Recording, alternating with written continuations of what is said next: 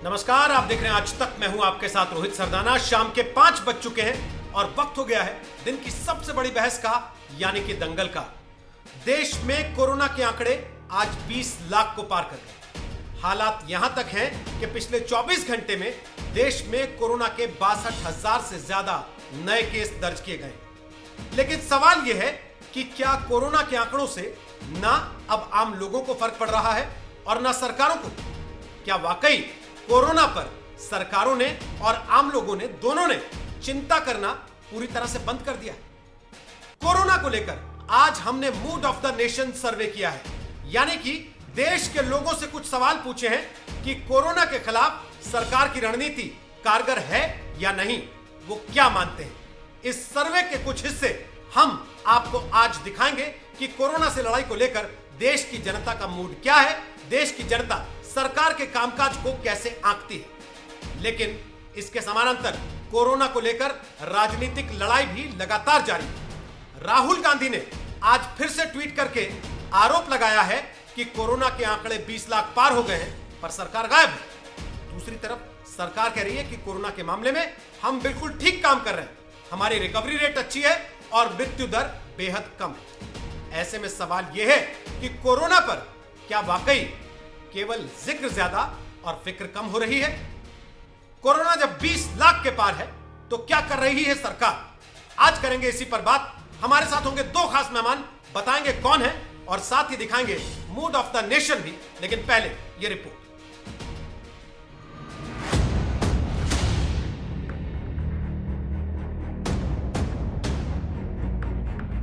Corona के आंकड़े पहाड़ जैसे ऊंचे होते जा रहे हैं, लेकिन इस पर चिंता और चर्चा अब वैसी नहीं जैसी शुरुआती दिनों में थी।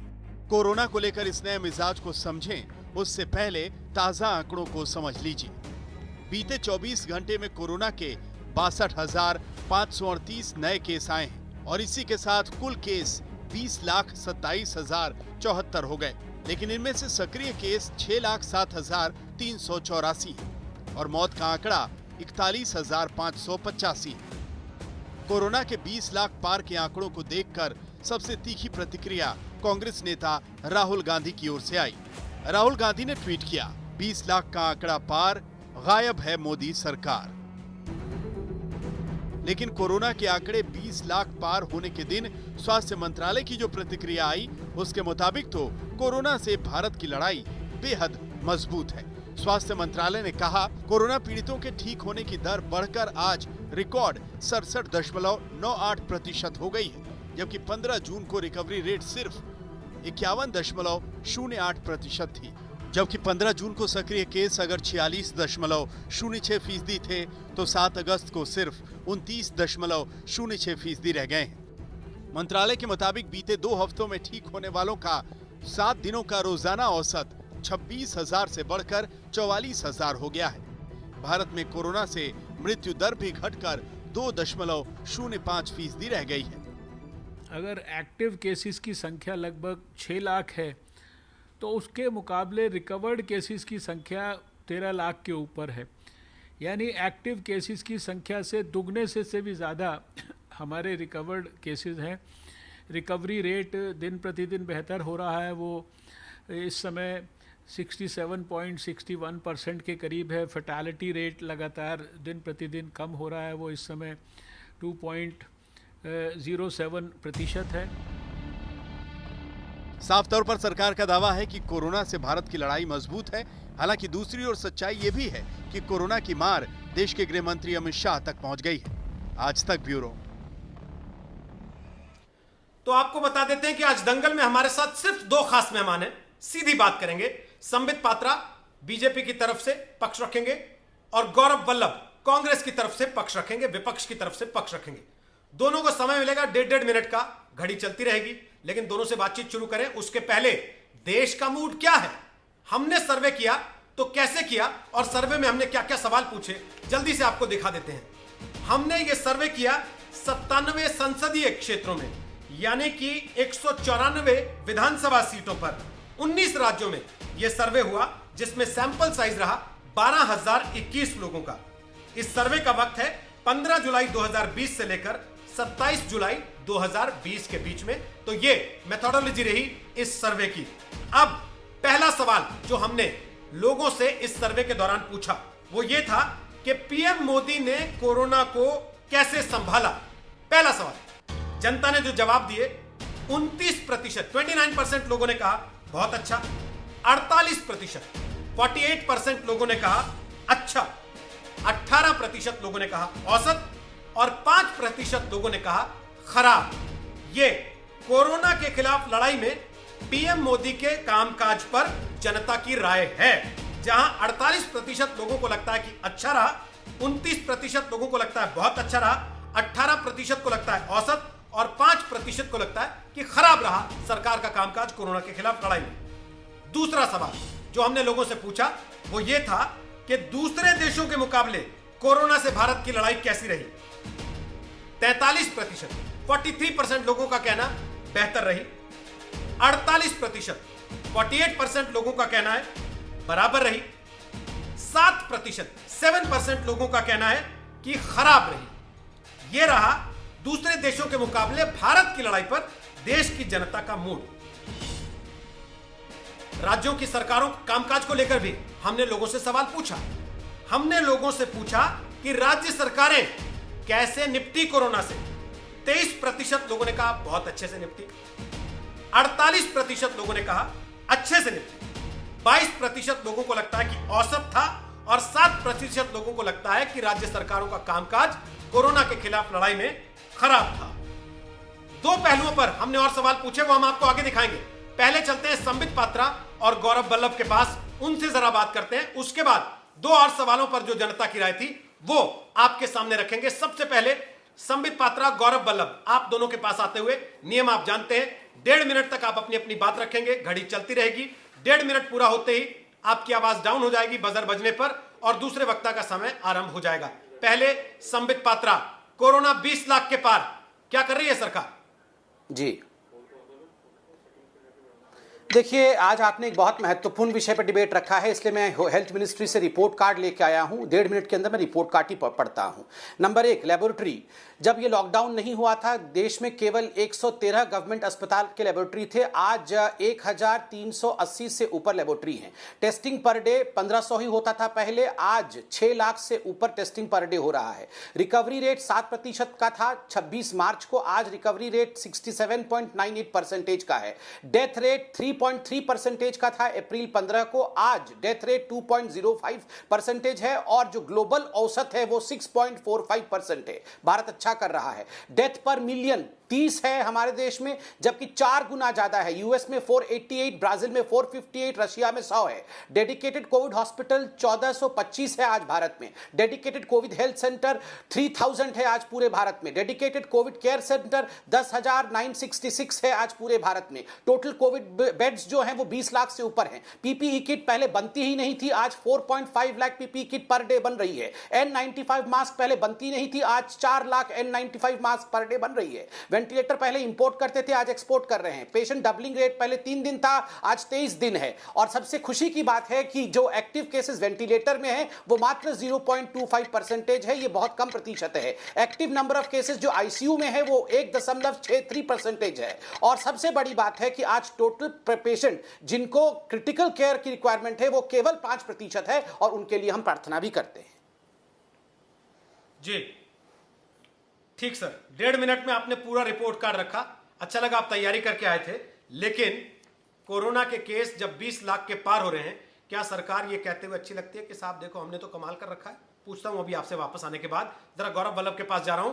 उनको और राहुल गांधी को क्यों लगता है जब कोरोना 20 लाख के पार है तो गायब देश से सरकार है? गौरव वल्लभ, आपका समय शुरू हो रहा है अब।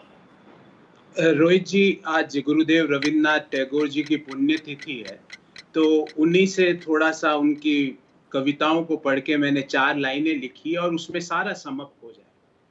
कोरोना के केस पहुंच गए 20 लाख के पार। देश की जनता है बेरोजगार और बीमार। अर्थव्यवस्था का भी हो गया है बंटाधार। इसके लिए कौन है जिम्मेवार? कहाँ है सूट बूट की सरकार? प्रश्न पूछने पर क्यों मच जाता है हाहाकार?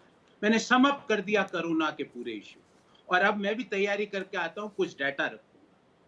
12 फरवरी 2020 को राहुल गांधी जी कहते हैं कि कोरोना एक बहुत बड़ी महामारी है। 24 फरवरी 2020 को अहमदाबाद में नमस्ते ट्रंप का आयोजन किया जाता है।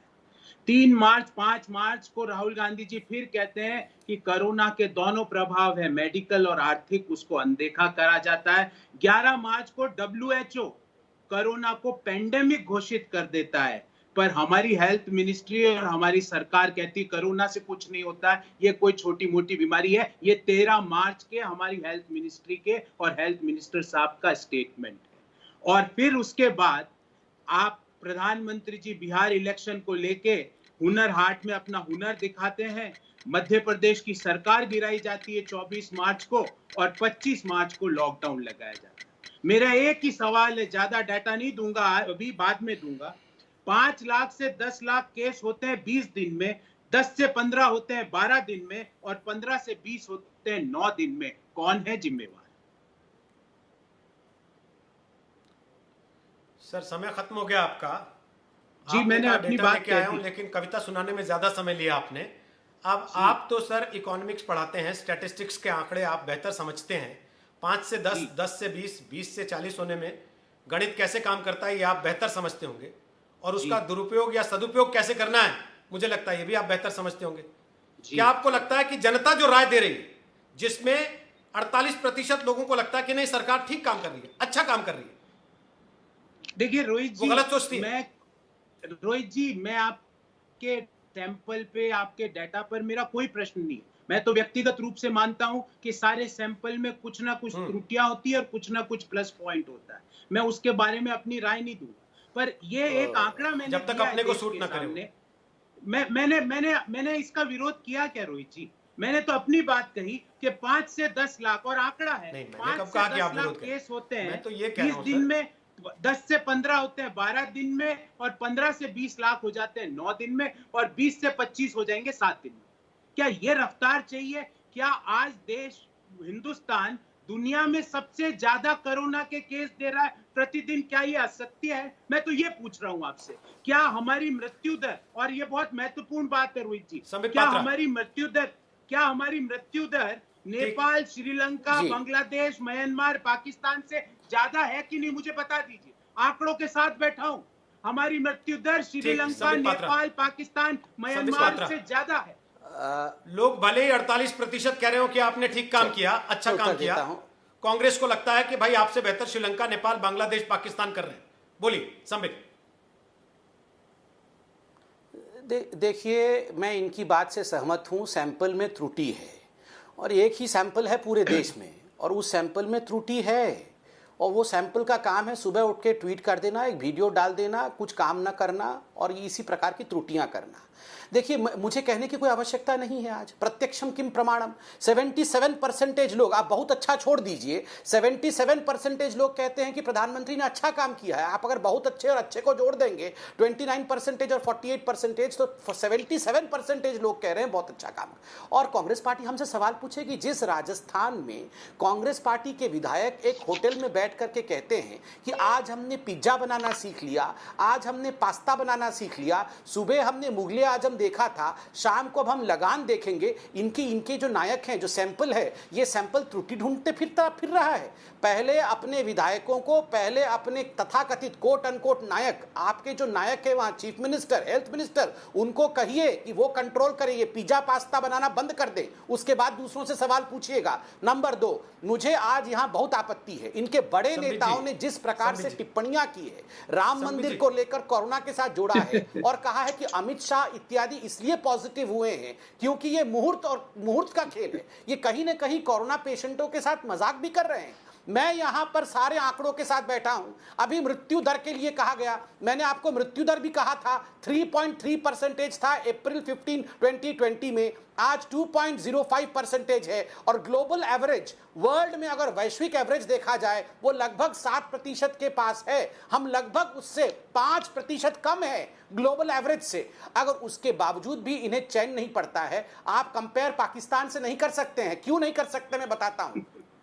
पाकिस्तान, चाइना, ये देश तो अपने आंकड़े भी रिलीज नहीं करते हैं। पाकिस्तान और चाइना पे आप आंकड़ों को लेकर विश्वास कर सकते हैं क्या? कितने लोग कोरोना हुआ है? वो तो चाइना तो परसों बियर फेस्टिवल कर रही थी पूरे विश्व को दिखाने के लिए कि हमारे यहाँ किसी प्रकार का कोई भय नहीं है, कोई बीमारी नहीं है। और वहां इमरान खान भी क्या कर रहे हैं आप देख रहे हैं। तो इसलिए पाकिस्तान और चाइना के साथ आप इंडिया को कंपेयर करने की कोई आवश्यकता नहीं है। हम एक डेमोक्रेटिक कंट्री है। आप क्या चाहते हैं, किससे तुलनात्मक अध्ययन करना चाहते हैं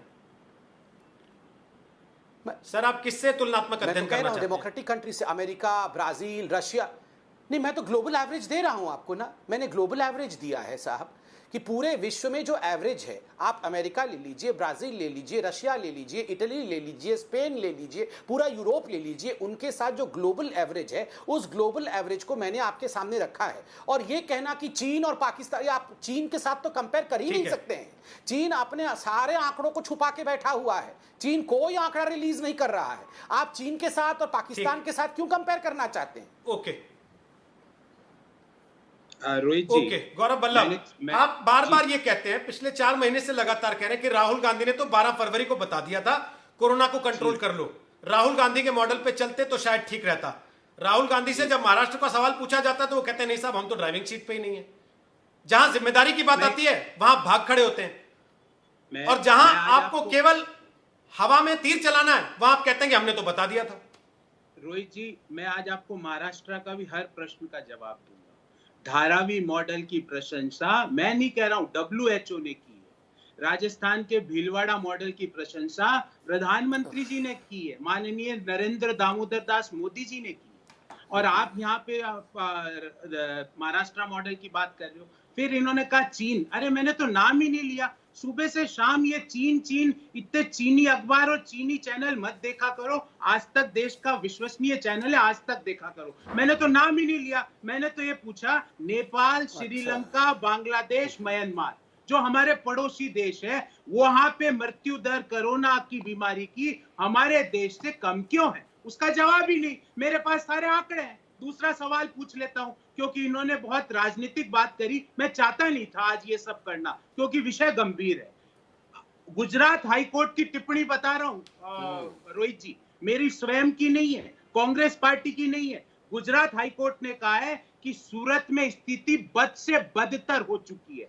गुजरात हाईकोर्ट ने कहा कि अहमदाबाद एक टाइटैनिक का डूबता हुआ जहाज बन चुका है। ये मेरे शब्द नहीं है, ये गुजरात हाईकोर्ट के शब्द है। और हिमाचल के अध्यक्ष थे भारतीय जनता पार्टी के, आपको याद होगा रोहित जी, डॉक्टर राजेश बिंदल, डॉक्टर थे वो, डॉक्टर जो मेडिकल डॉक्टर, संबित पात्रा जी ने तो डॉक्टरी छोड़ दी है, पर वो डॉक्टर थे।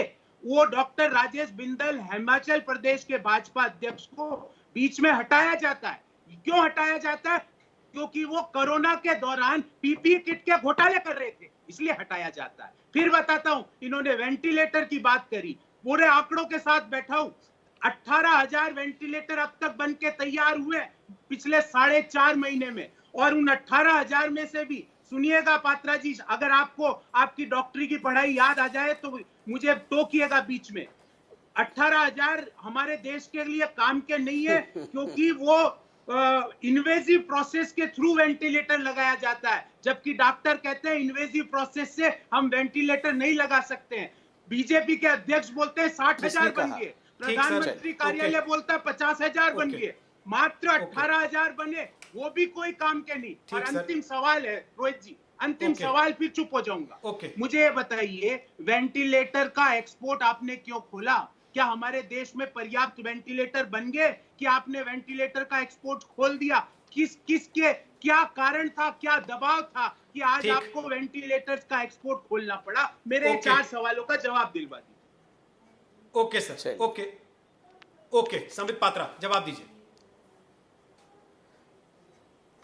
देखिए, ये जो इनकी कमी, सबसे बड़ी कमी पता है क्या है? ये एक्सपर्ट किसी चीज के नहीं है, आता जाता कुछ नहीं है, हर विषय के ये एक्सपर्ट बनते हैं। आप याद करिए, जब प्रधानमंत्री ने कहा था कि कुछ मिनटों के लिए लाइट ऑफ कर दीजिएगा, रात को 9 बजे कोरोना वॉरियर्स के साथ हम खड़े होंगे, तो राहुल गांधी और ये सारे एक्सपर्ट निकल कर आकर कह रहे थे कि उस दिन तो पूरा ग्रिड फेलियर हो जाएगा, कोई ग्रिड फेलियर नहीं हुआ, लाइट ऑफ हुआ। फिर हाइड्रोक्सी क्लोरोक्विन का जब हमने एक्सपोर्ट चालू किया, दूसरे देशों को हाइड्रोक्सी क्लोरोक्विन दिया, तो यही राहुल गांधी और इनके सारे ये बैठे हुए हैं, ये सब एक्सपर्ट बने थे, हाइड्रोक्सी क्लोरोक्विन एक्सपर्ट, कि गया देश के सारे लोग मरने वाले हैं क्योंकि हाइड्रोक्सी क्लोरोक्विन तो यहाँ होगा नहीं।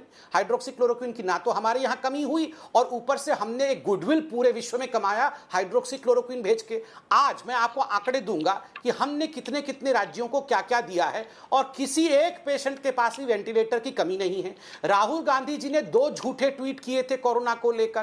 पहला तो एक ट्वीट किया था वेंटिलेटर को लेकर, उसके बाद वेंटिलेटर मैन्युफैक्चरिंग कंपनी ने राहुल गांधी जी को समझाया कि वेंटिलेटर कैसे काम करता है और आपकी ये जो त्रुटि है वो झूठी है, ये पकड़ में आ गए। दूसरी बात, एक नर्स की बात को लेकर उन्होंने झूठ ट्वीट किया था कि हमें पीपीई किट नहीं मिलता है, बाद में मालूम पड़ा कि वो अकाउंट ही फर्जी था, ऐसी कोई नर्स ही नहीं थी। तो कहीं ना कहीं राहुल गांधी झूठी ट्वीटों के माध्यम से एक माहौल बनाने की कोशिश कर रहे हैं। अब किस राज्य को क्या क्या दिया गया?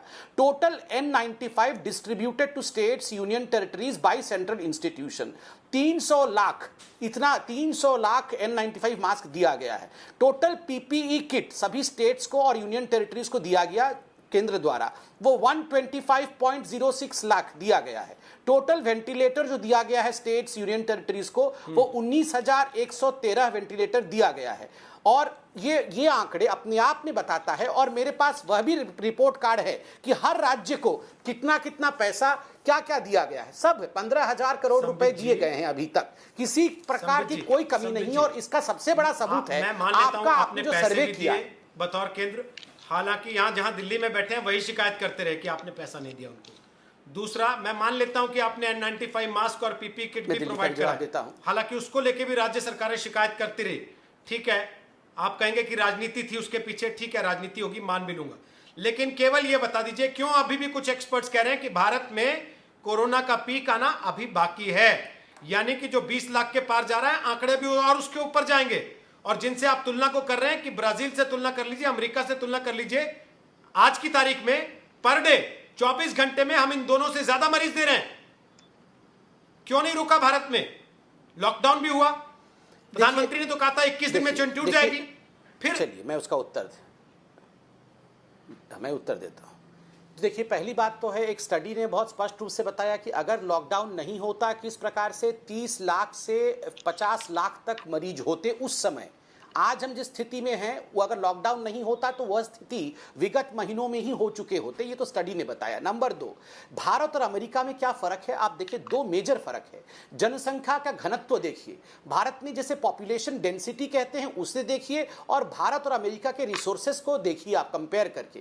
कहाँ तो अमेरिका के रिसोर्सेज हैं, और ये कोई हम 6 सालों के अंदर ही, और या तो ये 3-4 महीनों में ही रिसोर्स खड़े कर दे, ऐसा नहीं हो सकता। उसके बावजूद जिस प्रकार से भारत ने टैकल किया है, जिस प्रकार से हमारे कोरोना वॉरियर्स इसके खिलाफ लड़े हैं, जिस प्रकार लॉकडाउन करके एक वैज्ञानिक दृष्टिकोण के साथ हम इस पूरे डिजीज को कंटेन करने में सफल रहे हैं, इसका नतीजा आपका ही, आपके चैनल का ये जो पूरा का पूरा आज सर्वे हुआ है, जिसमें लगभग 80% लोग खुश हैं सरकार से, प्रधानमंत्री से। मुझे कुछ कहने की आवश्यकता नहीं है, हमें ग्राउंड में परफॉर्म करने की आवश्यकता है। मैं टीवी पे रिपोर्ट कार्ड लेके कि हर राज्य को क्या क्या दिया गया और किस प्रकार से हर पैमाने में हम परफॉर्म कर रहे हैं, ये बता रहा हूं। मगर मैंने एक सवाल कांग्रेस पार्टी से पूछा था, 10 सेकंड में अंत कर रहा हूं। मैंने एक सवाल कांग्रेस पार्टी से पूछा था, आपने भीलवाड़ा मॉडल का तो अभी झुंझुना बजा दिया, मगर इसी आज तक पर हमने देखा कि आपके विधायक रिसोर्ट में बैठकर पिज्जा पास्ता बना रहे हैं। मैं झूठ नहीं बोल रहा हूं और मजाक का विषय भी नहीं है। आपके विधायकों ने बकायदा ये ट्विटर में डाला और मुगले आजम भी डाला, और आज वो कहीं होटल में बंद हैं। तो एक रडरलेस, लीडरलेस राजस्थान की सरकार कोरोना से कैसे लड़ रही है? और महाराष्ट्र के विषय में आप WHO के बारे में बोल रहे हैं, धारावी भी इंडिया में है। अगर WHO ने धारावी के बारे में अच्छा बोला तो हमें गर्व है कि इंडिया के बारे में अच्छा बोला, किंतु मुंबई किस प्रकार हाथ से बाहर रहा था बहुत लंबे समय के लिए, और किस प्रकार राहुल गांधी जी ने कहा था ये सवाल हमसे मत पूछिए क्योंकि हम ड्राइविंग सीट पे नहीं है, यह भी पूरे हिंदुस्तान में देखा था। ट्वीट करना आसान है, परफॉर्म करना आसान नहीं है। ठीक सर, ओके रोहित जी, ओके। क्या वजह है गौरव वल्लभ कि देश की जनता ये कहती है सरकार ठीक काम कर रही है, लेकिन कांग्रेस कहती है कि इससे खराब कभी सरकार काम नहीं कर सकती? क्या वजह? क्या इसलिए क्योंकि आप विपक्ष हैं और आपको लगता है कि हम अगर पॉजिटिव कह देंगे तो रही सही से भी चले जाएंगे? नहीं रोहित जी, मैं तो आंकड़ों के साथ पूछ रहा हूँ। इन्होंने अभी कहा हम हमारी मॉर्टेलिटी रेट को अमेरिका से कंपेयर नहीं कर सकते। बिल्कुल सही कहा पात्रा जी। जब भी तो मैं कह रहा हूँ कि नेपाल का और म्यांमार का और श्रीलंका का और बांग्लादेश का तो जनसंख्या घनत्व भारत जितना ही है ना, उनसे कंपेयर करते हो तो उनकी मृत्यु दर कोरोना पेशेंट्स में हमारे से कम क्यों है, उसका जवाब नहीं दे पा रहे हो। मैंने आपसे पूछा कि 18,000 वेंटिलेटर मात्र अभी तक बने, आपने कहा 19,000 बने। मैं मानता हूं आप, क्योंकि आपके पास हेल्थ मिनिस्ट्री से डायरेक्ट डाटा आता है, मेरे पास नहीं आता। आपने कहा 19,000 बने, मैंने मान लिया। मेरा प्रश्न क्या था पात्रा जी, शायद आपको बायोलॉजी के विद्यार्थी रहे हो, भूल गए हो आप शायद। मैं फिर पूछता हूं कि वो 18,000 वेंटिलेटर डॉक्टर देश के डॉक्टर, सर्वोच्च डॉक्टर, मेडिकल डॉक्टरों की टीम कहती है कि they can't be of any use, क्योंकि उसके लिए रिस्की इन्वेजिव प्रोसेस करना पड़ता है और वो बहुत रिस्की होता है, जो गले में पाइप डालना पड़ता है ऑक्सीजन का। इस कारण से वो आपके 19,000 वेंटिलेटर किसी काम के नहीं। आपने जवाब नहीं दिया। मैंने पूछा वेंटिलेटर का आपने एक्सपोर्ट क्यों खोल दिया दूसरे देशों को, आपने जवाब नहीं दिया। मैंने पूछा पीएम केयर में 50,000 वेंटिलेटर के लिए 2,000 करोड़ का आवंटन किया गया था। जेपी नड्डा साहब ने कहा था कि 60,000 वेंटिलेटर जून अंत तक बन के तैयार हो जाएंगे, और आज दिनांक 7 अगस्त को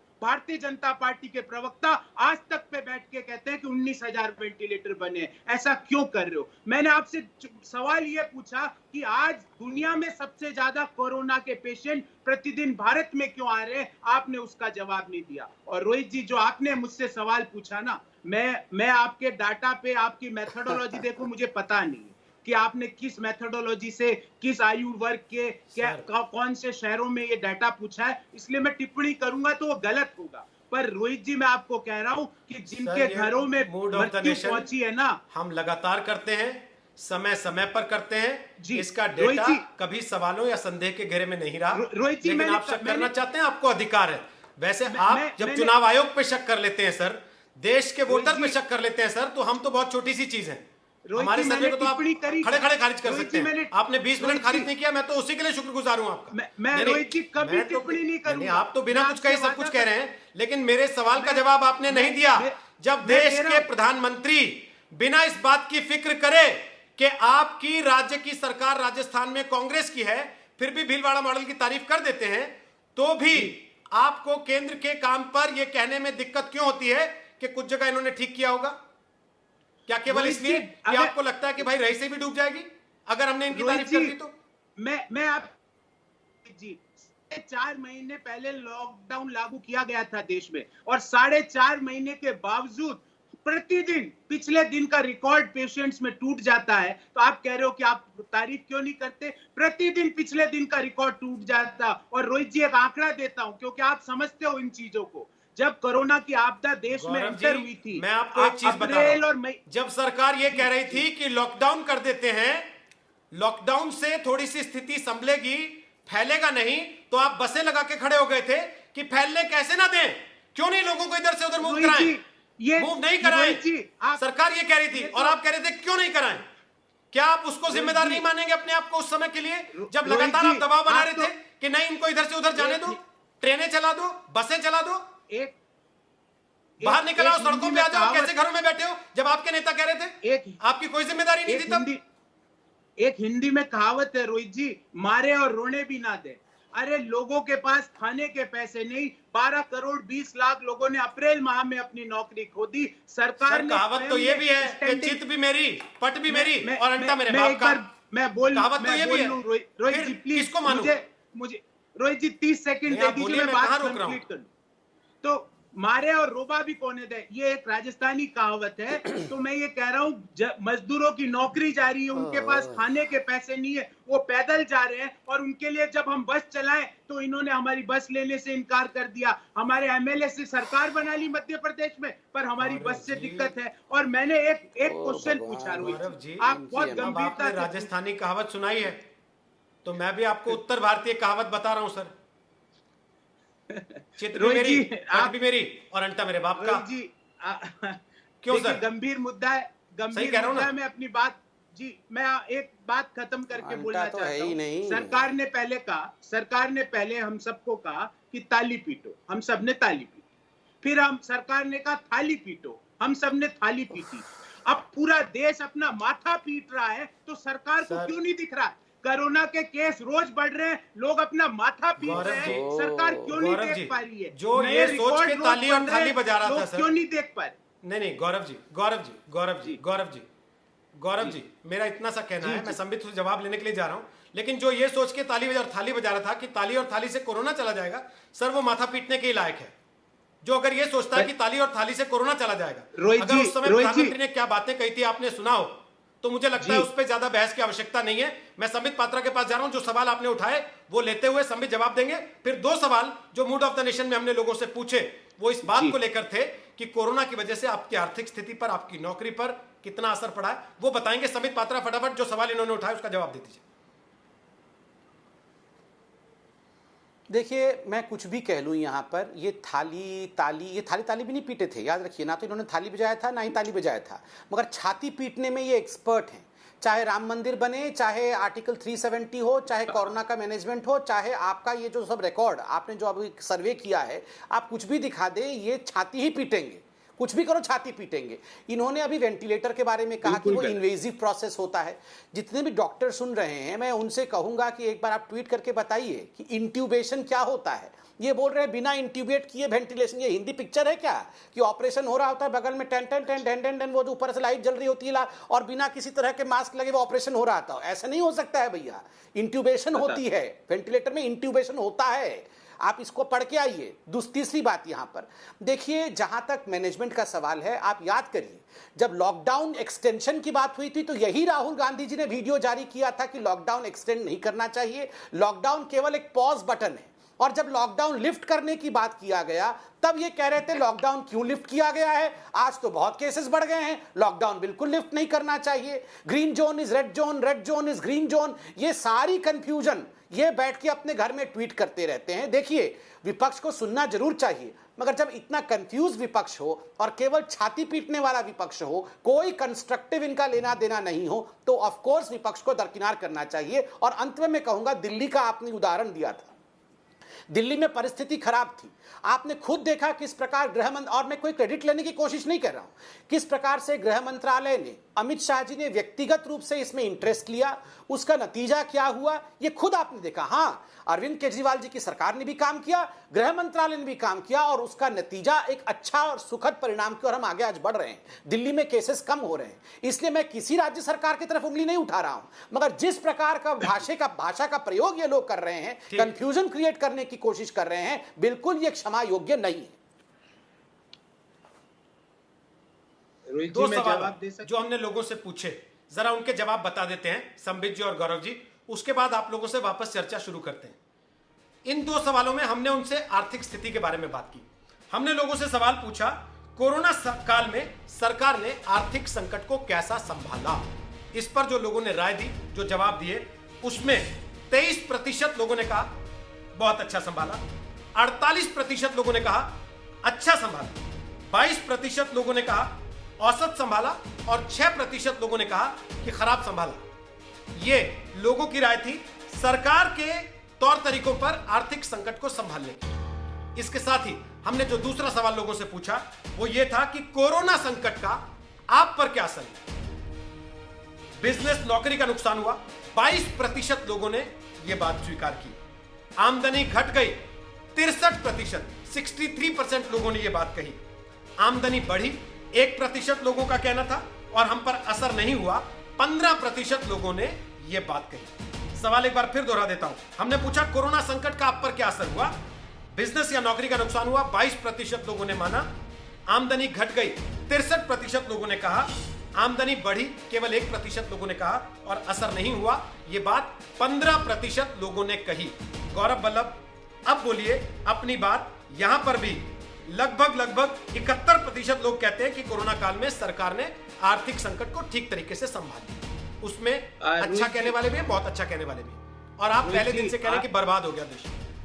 रोहित जी, आपके सर्वे का सम्मान करते हुए एक बात बोलना चाहता हूँ। रोहित जी, एक रिजर्व बैंक ऑफ इंडिया ने भी मूड ऑफ द नेशन का सर्वे किया, और रिजर्व बैंक ऑफ इंडिया के प्रति हम सबकी श्रद्धा है, मेरी भी श्रद्धा, आपकी भी।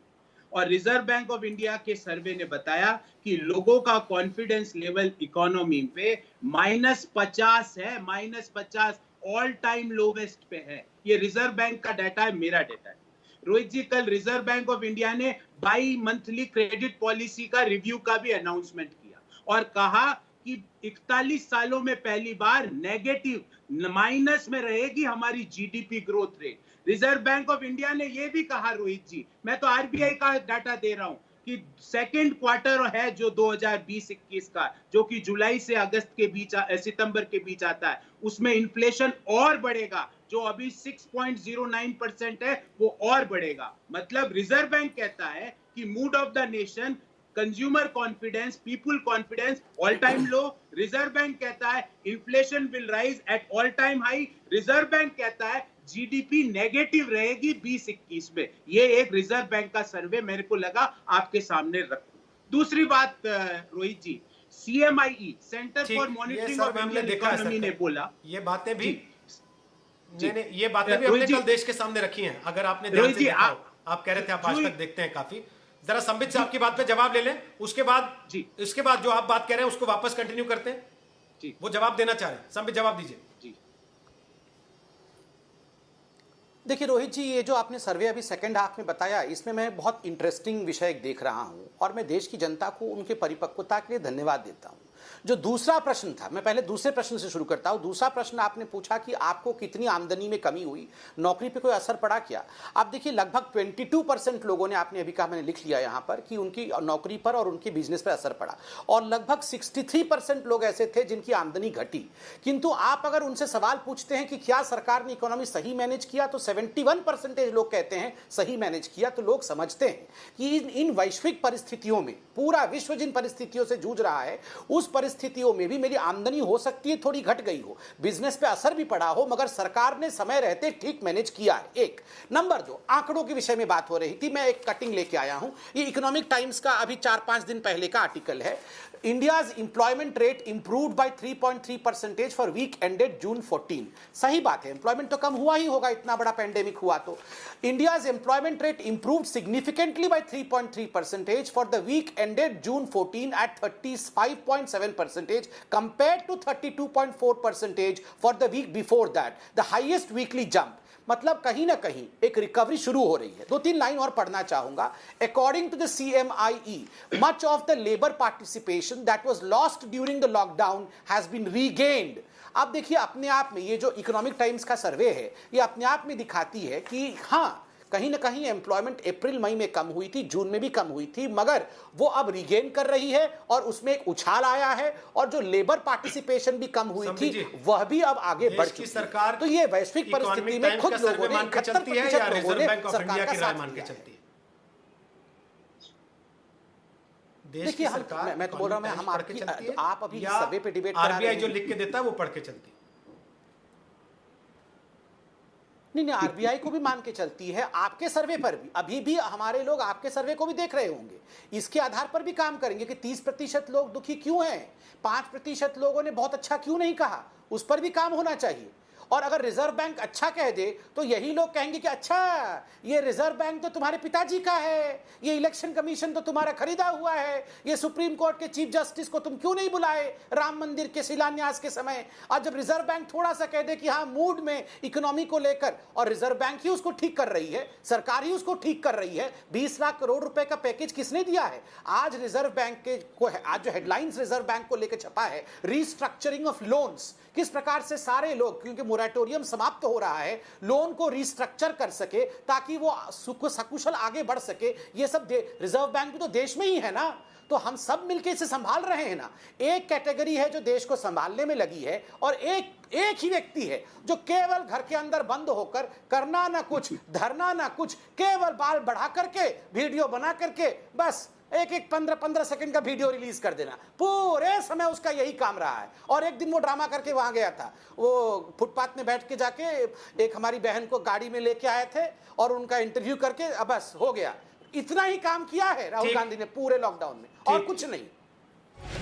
देखिए संबित जी, ओके, मैं गौरव के पास जाऊं, वापस आऊंगा संबित जी आपके पास। उसके पहले जरा अपने दर्शकों की राय एक बार फिर बता देते हैं। जो सर्वे आज तक ने किया उसके मुताबिक पीएम मोदी की सरकार के कामकाज पर देश का मिजाज क्या है।